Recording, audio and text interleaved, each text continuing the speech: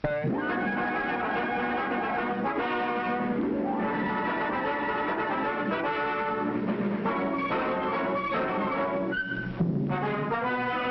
is a story about boys. A simple story that kind of tells itself in their faces. Smiling faces. Warm faces. Friendly faces. But on guard. And wondering. Questioning. It is also about a special kind of race.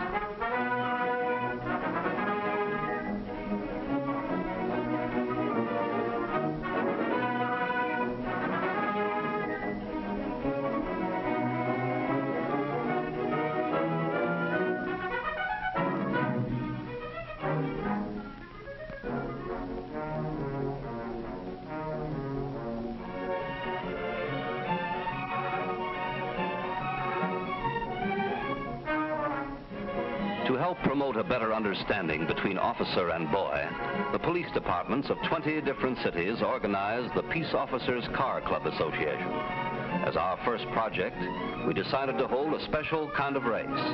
We called in the famous racing driver Ralph De Palma to help us put the show on the road. As the juvenile officer of our town, I explained the race to our police department. It was going to be a safety and economy run, not a speed race.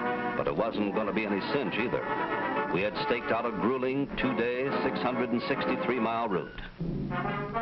Starting in the city of Linwood, California, and moving east to San Bernardino. Then north, cutting through the mountains at Cajon Pass to Barstow for refueling. Then out across the Joshua Tree Desert to Las Vegas, Nevada. Up to the Hoover Dam and back home again. Well, whatever doubts I had that the kids would go for this race were dispelled during my meetings with the Capri Car Club, selected to represent our town in the run because of their excellent safety record. Their enthusiasm was wonderful.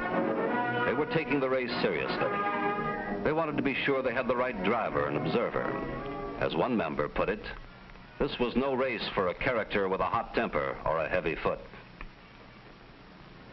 And they were choosing in a genuine democratic way.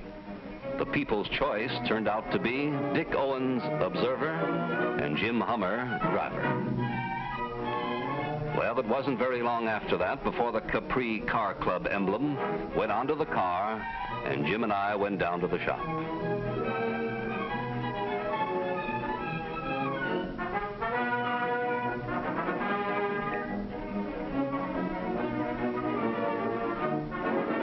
Here, Jim was introduced to the mechanic and looked on as the final adjustments were being made.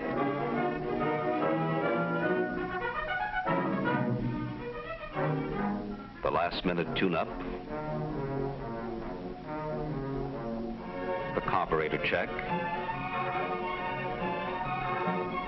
the distributor points, compression, and of course the brakes.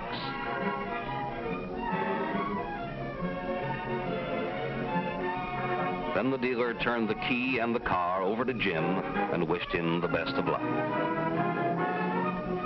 And Jim headed out for the official refueling station to fill up with gas.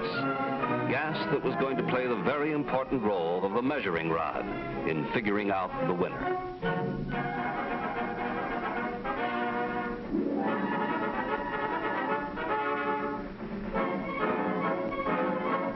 As you know, it takes more gas to move a heavy car than a light one. So to make things fair for all the cars participating in the economy run, the ton mileage formula was going to be used. To get ton miles per gallon, you take the weight of your car in tons, multiply that by the number of miles that you travel, and then divide by the gallons of gas that you use.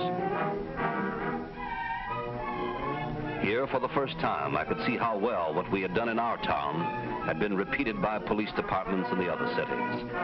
And here I got my first good look at the other cars. Funny, as I told you, I'm a juvenile officer, but no matter how long I work with teenage kids, I'm always being surprised by their fantastic imaginations. Take the names of their clubs, the bright, vibrant colors of their cars and jackets. To me, these were all the clue to the spirit with which they were entering this safety and economy run. They brought to it all the fresh and exciting qualities of youth.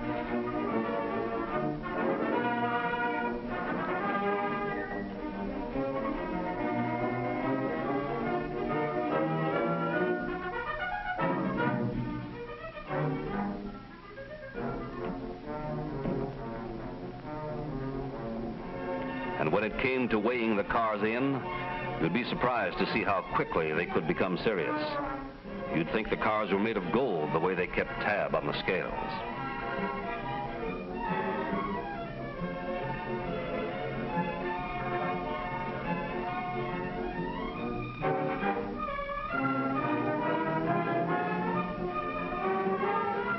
As I looked over the 15 cars that day before the race, I held back my enthusiasm a little. I knew teenage kids were unpredictable. For what appeared no reason at all, they could play havoc with the law. We still had some rough humps to get over before we could say that our approach was right. But we weren't going to keep them in a glass cage. We were going to show them the road, teach them the right way to drive on it, give them all the facts, then give them the wheel, and let them shoulder their own responsibility. Now, we could only wait and see.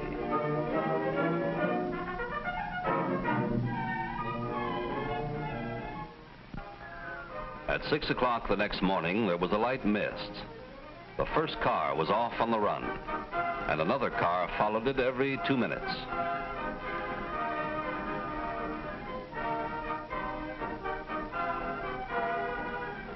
By 6:30, the last car was away and the sun was still down. If there had been a question in anyone's mind as to how exciting this race was going to be, he'd have his answers soon. At Cajon Pass, the fog was socked in.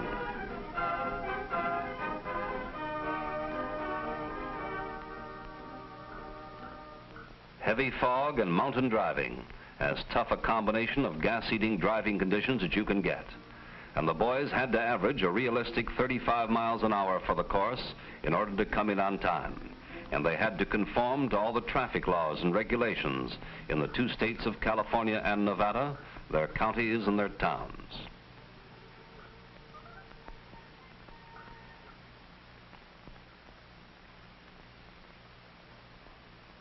The number 1 car, the capital letter Wise Men from Whittier, lay for a long time behind a tanker before the road-wise, courteous truck driver signaled that there was a safe, clear road ahead.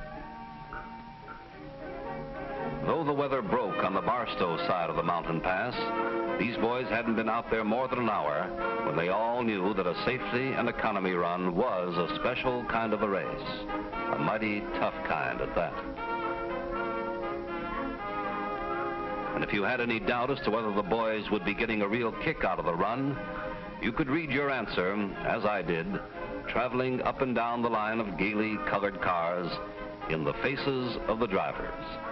Like Don Pratt of the Buccaneers, or his observer, Roland Ellis from the Falcons, riding beside him. All you had to do was look at the faces behind the wheels.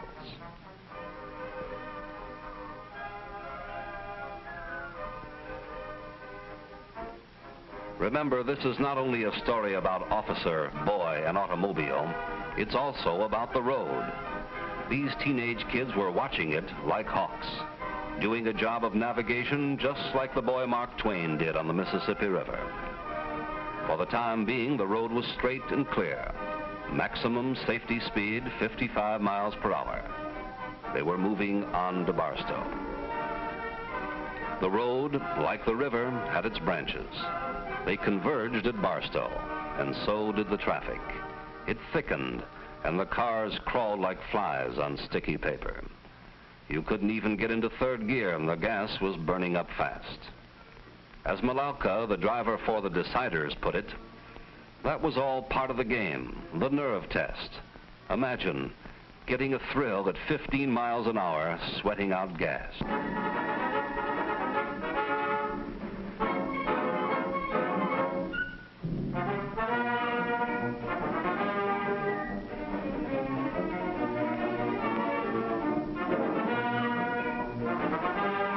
Palma, who had thousands of checkered flags waved at him in a period of 50 years of association with racing driving, was now behind the flag himself and loving it, flagging them down, pointing the turn into the refueling station, clocking the kids in.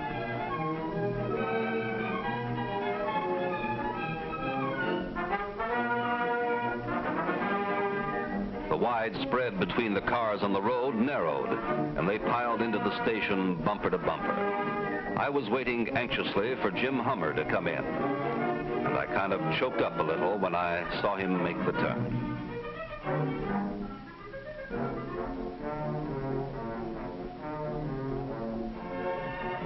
No sooner had he shut off his motor than I found him coming toward me with a broad grin on his face.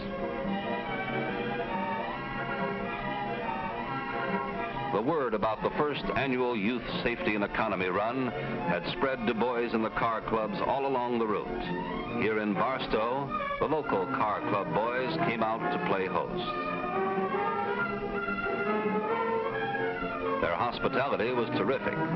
The moment a motor was killed, they hopped on the car and shoved it on into the station, saving every ounce of gas.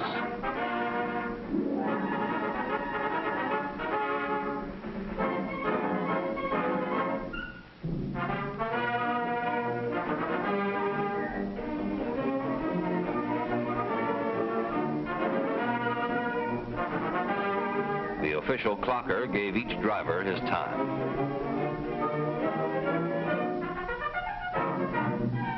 The Barstow Car Club boys lined up the cars for the next starting position.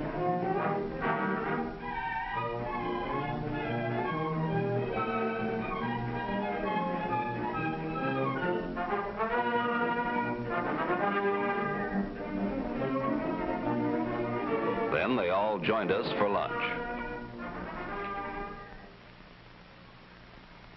An hour for lunch was only a brief respite for a two-day haul. Not much time to relax the building tension. But I don't think Jim or I will ever forget that crazy-looking rag doll at Barstow. Soon we were back to the serious business of the race. Again, we were off on the run. Next stop, Las Vegas, Nevada.